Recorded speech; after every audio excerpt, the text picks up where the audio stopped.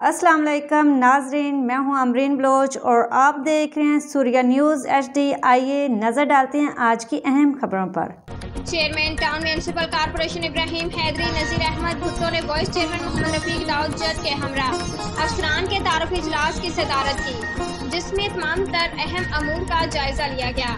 Chairman का इस मौका पर कहना था कि हमारी ये कोशिश होगी कि जो मसाइल इलाके को दरपेश है उनका मुनासिब हल तलाश किया जाए। यह एक नए अदारे के सफर का आगाज है जिसका काम आवाम के बुनियादी बल्दियाती मसाइल का हल है। इसके साथ अफसरान और अमले को जो भी मसाइल का सामना है वो हमें मतला करे, इसको मेरिट पर हल करेंगे।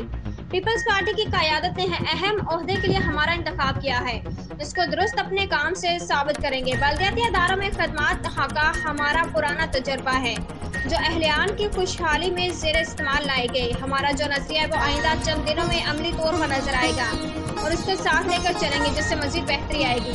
इस मौके पर director park Mujibur Rahman Somroo, director admin Jalal Hanif, director sanitation Mushtaq Mattoo, law officer Abdul Ahad Sheikh व दीगर तमाम महकमों के अफसरान मौजूद थे।